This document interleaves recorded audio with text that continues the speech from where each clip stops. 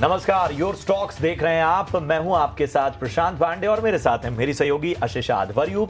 हम दोनों अगले 1 घंटे एक बहुत बड़ा हिस्सा आपके सवालों का शामिल करेंगे, जहां पर हमारे जो एक्सपर्ट होंगे वो आपके सवालों पर बेहतर तरीके से मार्गदर्शन देंगे और इसके साथ ही बाजार के लेवल्स पर क्या रणनीति शुरुआती दौर में बनाई जानी चाहिए, बाजार में किन किन स्तरों पर विशेष ध्यान देना चाहिए, ये सभी आपके सामने स्पष्ट और आसान भाषा में रखेंगे।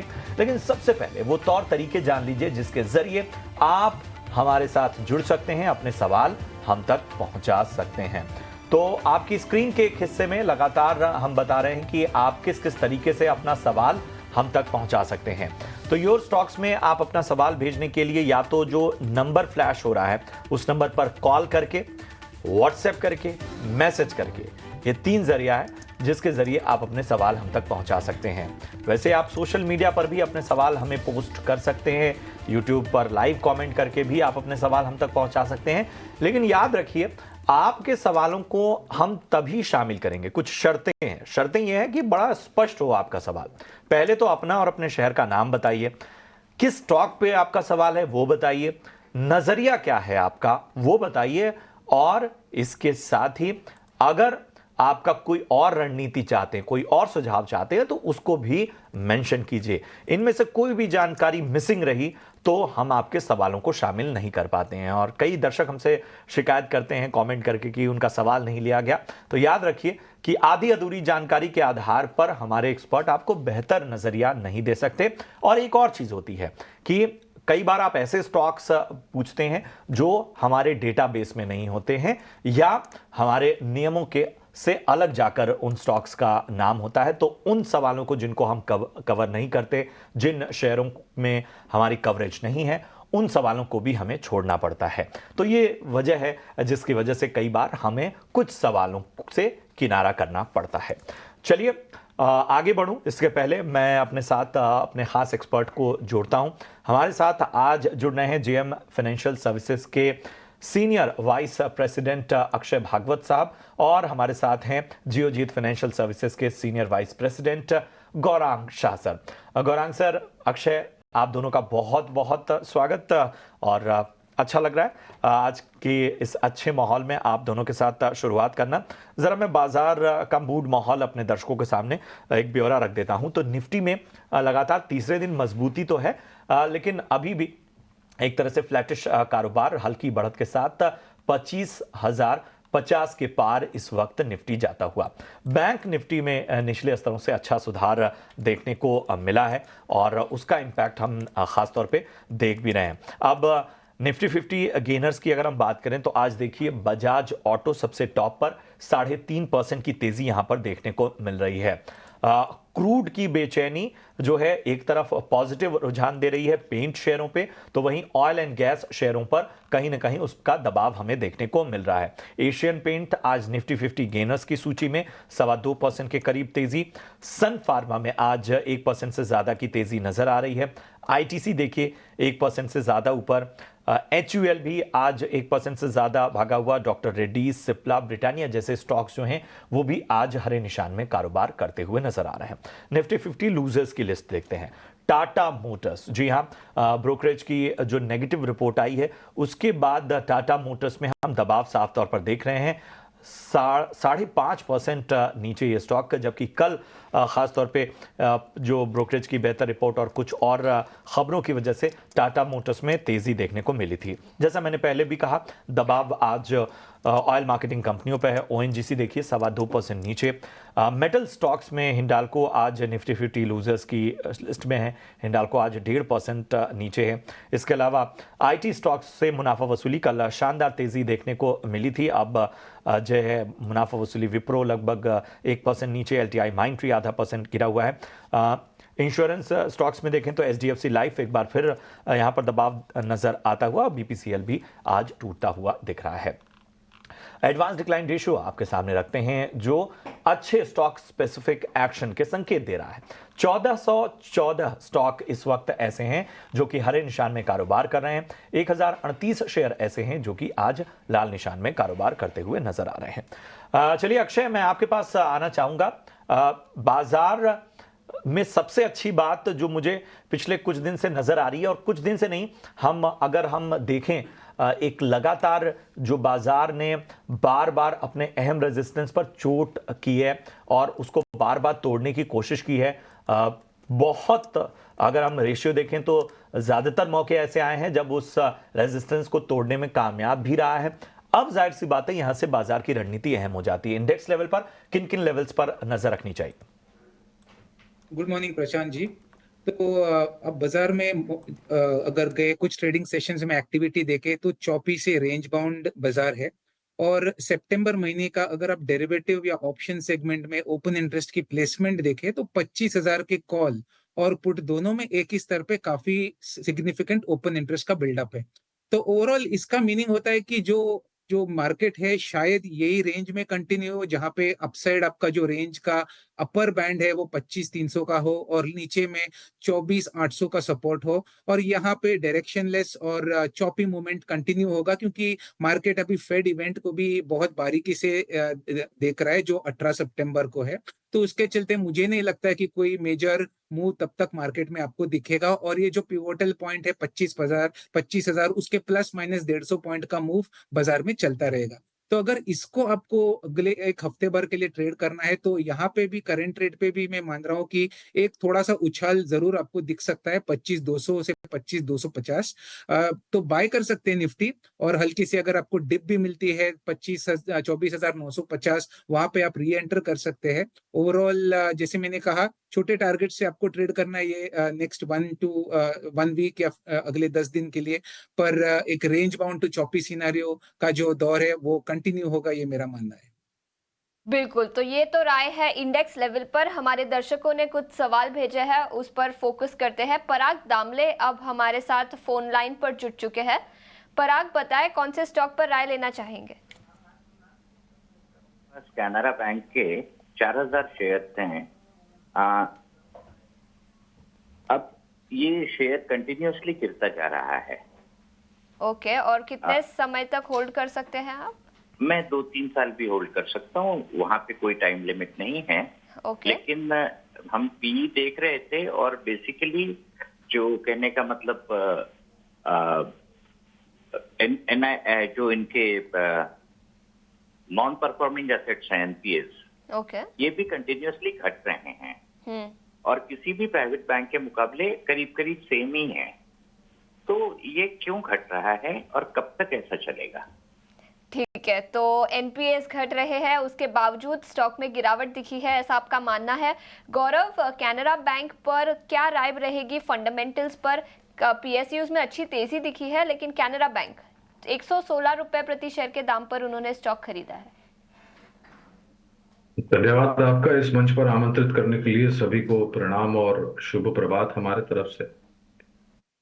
तो कैनरा बैंक पर काफी लंबे समय से बुनियादी तर्क के आधार पर हमारी खरीदारी की राय रही है सरकारी बैंकों की सूची में। इनकी बात बहुत ही वाजिब है कि निरंतर कुछ सरकारी बैंकों में, जैसे कि कैनरा बैंक में और स्टेट बैंक ऑफ इंडिया में और बाकी अन्य कुछ चुनिंदा सरकारी बैंकों में, ग्रॉस और नेट एनपी के स्तर नीचे आ रहे हैं। उसके कारण जो प्रोविजंस की गई थी वो फिर से बैलेंस शीट पर लौट आ रही है और बैलेंस शीट मजबूत हो रही है। सिर्फ कैनरा बैंक में ही नहीं, मेरे ख्याल से पिछले 4-5 दिनों में कमूमन सभी सरकारी बैंकों में गिरावट हम देख रहे हैं। इसका कारण था कि किसी संस्थागत निवेशक, बड़े निवेशक के तरफ से सरकारी बैंकों के ऊपर बिकवाली की राय दी थी, और एक बहुत महत्वपूर्ण कारण है जिसके कारण ये निचला स्तर हम देख रहे हैं। इनका नजरिया 2 से 3 साल का है। फिलहाल जो हमारी कवरेज पहले खरीदारी की थी उसको हमने अभी रिव्यू में रखा है। रिव्यू इसलिए रखा है क्योंकि पहले तिमाही के नतीजे आए थे और बाद में कुछ स्पष्टीकरण मैनेजमेंट के आया था, तो हम थोड़ा बहुत आत्मचिंतन कर रहे हैं लक्ष्यांक का कुछ परिवर्तन लेकर के। तो क्योंकि अंडर रिव्यू इसलिए विशेष रूप में टिप्पणी नहीं कर पाऊंगा, लेकिन मैं इनको आश्वासन दिलाता हूं कि बैंक अच्छी है, निरंतर ग्रॉस नेट एनपी नीचे आ रहे हैं, मार्जिन में सुधार हो रहा है, मुनाफे में सुधार हो रहा है, और हमें लग रहा है कि ऋण की मांग यानी कि क्रेडिट डिमांड आगे जाकर के बहुत सक्षम रूप से बढ़ने वाली है, जिससे इनके लोन बुक ग्रोथ होगी। और अगर लोन बुक ग्रोथ होती है तो जाहिर है मुनाफे के मार्जिन में और शुद्ध मुनाफे में एक सकारात्मक सा असर आता है। तो बैंक, सरकारी बैंक कैनरा बैंक सक्षम और मजबूत है। विशेष टिप्पणी नहीं कर पाऊंगा क्योंकि अंडर रिव्यू है। तो नजरिया भले पॉजिटिव है, लेकिन इस वक्त बहुत ज़्यादा इस पर नहीं कहा जा सकता क्योंकि अंडर रिव्यू गौरांग सर की राय में। चलिए क्विक व्यू अक्षय से भी ले लेते हैं इस पे। अक्षय, कैनरा बैंक आपको कैसा लगता है? जी, टेक्निकली प्राइस एक्शन देखे तो मंथली चार्ट्स में अगर मैं देखूं तो एक क्लियर सपोर्ट बनते दिख रहा है, जो है करीबन 100 से लेके 103 का। तो बहुत ही अहम सपोर्ट के आसपास ट्रेड हो रहा है स्टॉक। आप अगर गए 3 से 4 महीने का एक्शन देखे तो 105 के स्तर से बार बार एक उछलने की टेंडेंसी है। तो जो रिसेंट सपोर्ट को टेस्ट किया वहां कुछ ज्यादा वॉल्यूम्स और डिलीवरी की ज्यादा पिकअप नहीं है, तो थोड़ा सा एक डाउट है कि यहाँ से सिग्निफिकेंट रिकवरी आएगा कि नहीं, ये थोड़ा क्वेश्चन मार्क है। तो मैं कहूंगा जब तक 100 न तोड़े आपको होल्ड करना है, तो यहाँ से थोड़ा बाउंस बैक जरूर हो सकता है। आप अगर रिस्क मैनेजमेंट पे तौर पे स्टॉप लॉस बना के ट्रेड करना चाहे तो 97 ये आपका स्टॉप लॉस रहेगा। और यहाँ से अगर उछलता है तो फिलहाल मैं शॉर्ट टर्म व्यू से ही इसमें ट्रेड करना चाहूंगा। तो हल्की सी रिकवरी अगर बनती है करंट रेट से तो 110 तक जल्द आपको दिख सकता है। है तो 97 का स्टॉप लॉस लगाइए। लंबी अवधि का नजरिया इसमें फिलहाल अवॉइड ही कीजिए। शॉर्ट टर्म व्यू में 110 का स्तर याद रखिए कि यहाँ तक उछाल आने वाले वक्त में आ सकता है अगर 100 का लेवल ये नहीं तोड़ता है। चलिए बढ़ते हैं आगे। आशुतोष मिश्रा जी हमारे साथ इस वक्त जुड़ रहे हैं। आशुतोष, गुड मॉर्निंग, कहाँ से बात कर रहे हैं? गुड मॉर्निंग सर, मैं कानपुर से बात कर रहा हूँ। अरे वाह। और दो शेयर मैंने ले रखे हुए हैं, बाई किया हुआ है, आज ही स्टॉक बाई किया हुआ है। ये जी। 2 महीने तक 3 महीने तक मेरा व्यू है। गोदरेज कंज्यूमर, ठीक है। और दूसरा सर है मेरा आईओसी। ओके, ठीक है। गोदरेज तो कंज्यूमर किस भाव पे लिया आपने? ये गोदरेज कंज्यूमर मैंने लिया हुआ है 1537 रुपए पे। ठीक है। और आईओसी? 100 आईओसी मेरा बाई है 175 रुपए, 175। ठीक है, आईओसी आपने बाय किया 175 पे। अब हमें जरा आशुतोष नजरिया भी बता दीजिए, शॉर्ट टर्म का नजरिया या लॉन्ग टर्म का? Short term short term. Short term में कितना, 2 महीने 3 महीने कितना? हाँ, 3 मंथ। 3 मंथ्स का। चलिए अक्षय, आपके पास ही आना चाहूंगा। शॉर्ट टर्म का इनका नजरिया है। अगर हम गोदरेज कंज्यूमर को देखें तो पिछले 5 ट्रेडिंग सेशन से हम देख रहे हैं कि एक मोमेंटम गेन होता साफ तौर पर नजर आ रहा है। स्टॉक का लगभग 4%, पौने 4% ऊपर गया है। पिछले 1 महीने में 9.5% का इस हिचकोले भरे मार्केट में भी एक तरह से सस्टेन किया है। गोदरेज कंज्यूमर में इनकी बाइंग 1537 है, इनके भाव के आसपास ही है। और आईओसी 175, ये भी इनके भाव के आसपास है। बताइए, चूंकि ऑयल मार्केटिंग कंपनियों में देखें तो क्रूड के इंपैक्ट की वजह से प्रेशर साफ तौर पर नजर आ रहा है, लेकिन 3 महीने के नजरिए से गोदरेज कंज्यूमर पर पहले राय दीजिए, उसके बाद आईओसी पे। जी, गोदरेज कंज्यूमर का प्राइस स्ट्रक्चर तो बहुत ही मजबूत है। एक क्लियर स्ट्रॉन्ग ट्रेंड चलता हुआ दिख रहा है, ऑल टाइम हाई पे है और वॉल्यूम भी काफी इंप्रूव हो रही है ट्रेंड में। तो मेरा मानना है कि अभी भी ट्रेंड जारी रहेगा। वीक ऑन वीक अगर ये हफ्ता देखे तो बहुत स्ट्रॉन्ग परफॉर्मेंस करा है उसने। तो ओवरऑल एक सपोर्ट है 1360। अगर आप शॉर्ट टू मीडियम टर्म का आपका व्यू है तो जब तक 1360 होल्ड कर रहा है तो आपको कोई क्वेश्चन या रिस्क मुझे नहीं बनता हुआ दिख रहा है, या रिवर्सल नहीं बनता हुआ दिख रहा है। ओवरऑल जिस तरीके का प्राइस सेटअप है, फिलहाल मेरा टारगेट प्रोजेक्शन करीबन 1620 तक है। तो 1620 का टारगेट आपको मिलता है तो वहां पे एक बार आप शॉर्ट टू मीडियम टर्म के नजरिए से मुनाफा बांध सकते हैं। आईओसी की बात करें तो आईओसी का जो प्राइस स्ट्रक्चर है एक रेंज के दायरे में काफी महीनों से ट्रेड हो रहा है। और रिसेंटली पिछले हफ्ते जो अपर एंड ऑफ द रेंज है, जो करीबन 180-85 है, वो स्तर छू के वापस स्टॉक में काफी बिकवाली या प्रॉफिट बुकिंग देखने को मिल रहा है। तो थोड़ा सा अगर शॉर्ट टर्म का नजरिया है तो यहाँ पे एक कॉशन एडवाइस करूंगा, क्योंकि शॉर्ट टर्म में वापस अपर एंड ऑफ द रेंज से जब भी स्टॉक रिवर्स होता है तो निचले स्तर में 160-165 के स्तर छूने की हिस्टोरिकल इसमें टेंडेंसी रही है। तो शॉर्ट टर्म का नजरिया है तो मैं कहूंगा एक बार आप आईओसी से एग्जिट ले सकते हैं। अगर स्टॉक में कम से कम आप 4 से 5 महीना प्लस दे सकते हैं तो ही आप इसे होल्ड कीजिए, क्योंकि दो अलग अलग व्यू है। मीडियम टर्म या शॉर्ट टर्म में स्टॉक थोड़ा वीक रहेगा, पर लॉन्ग टर्म में अभी भी स्टॉक मजबूत रहेगा। तो आपको चुनना है, सिंस आपका व्यू शॉर्ट टर्म है, इसी के चलते मैं कह रहा हूँ कि एक बार एग्जिट ले ले। और दोबारा मौके खोज रहे हो तो अगर सपोर्ट 165 के आसपास आता है, वहां पे बाइंग के मौके ढूंढिए। तो यहाँ पर आपको थोड़ा सा नज़रिया मीडियम टू लॉन्ग टर्म का रखना पड़ेगा आईओसी में, तो ही आपको बेहतर संकेत मिल सकते हैं। चलिए यहाँ पर अब बढ़ते हैं आगे और आपके लिए लेकर आते हैं ऑप्शंस के चैंपियन।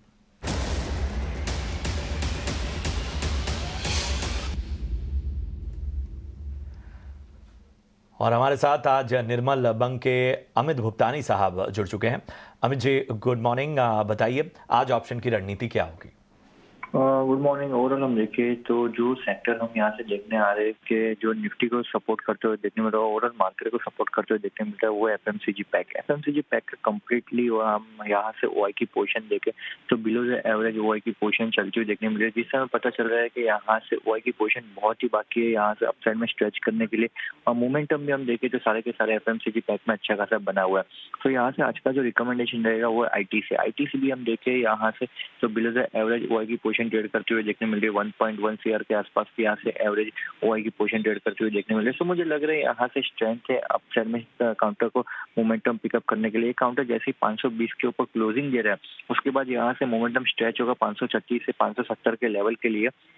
ओवरऑल जो हिसाब से देखने मिल रहे हैं तो पिछले 4 हफ्तों से 7 हफ्तों के कंसोलिडेशन के बाद एक काउंटर में एक ब्रेकआउट बनते हुए देखने मिल रहा है, जिससे यहाँ से कंफर्मेशन मिल रहा है काउंटर में एक मोमेंटम पिकअप करने के लिए। तो 520 का कॉल ऑप्शन बाय करने की सलाह रहेगी, जो करंटली हम देखें जो 7.25 के आसपास चलते हुए देखने मिल रहा है। जैसे 7.5 के ऊपर निकल रहा है, लॉन्ग की पोजीशन क्रिएट करनी है।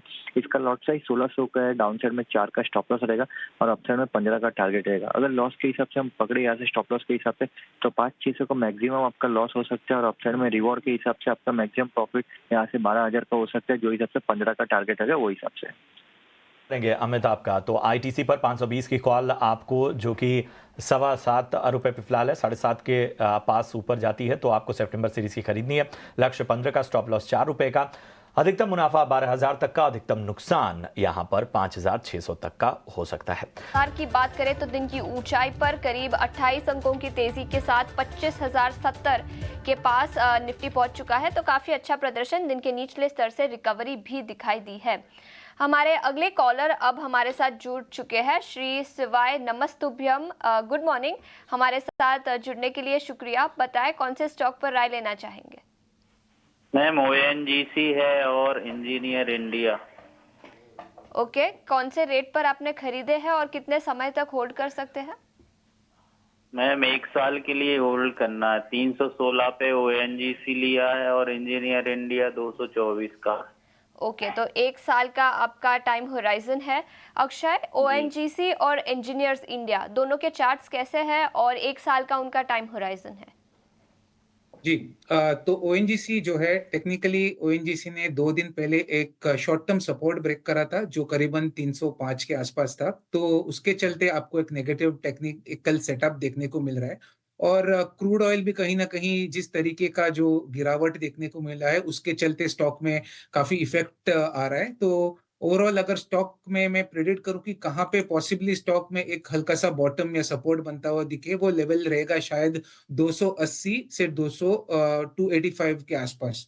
तो और 4-5 रुपए का डाउनसाइड शायद आपको देखने को मिले। आपका महीना एक नजरिया के आसपास है, तो मैं कहूंगा अगर आप एवरेज करना चाहे तो 280 के आसपास स्टॉक मिलता है, वहां पे एक बार एवरेज करे। पर नेगेटिव शॉर्ट टर्म सेटअप होने के चलते मैं कोई बड़ी रिकवरी जल्दी उम्मीद नहीं कर रहा हूं। एक सपोर्ट बेस जरूर बन सकता है, हल्का सा ट्रेडिंग का बाउंस मिल सकता है आपको। पर अगर आपको लेवल 295 298 के आसपास ओएनजीसी दिखे, एक बार आप ये स्टॉक से शॉर्ट टर्म के माध्यम से एग्जिट ले ले, ये मेरा व्यू रहेगा।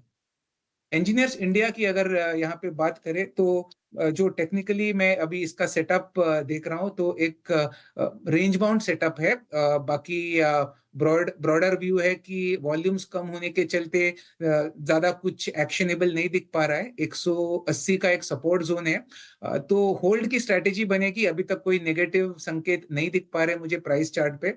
अगर रिकवरी करता है स्टॉक करंट रेट पे या हल्का सा डिप 190 के आसपास आके रिकवरी करेगा तो वापस 250 270 का लेवल छू सकता है।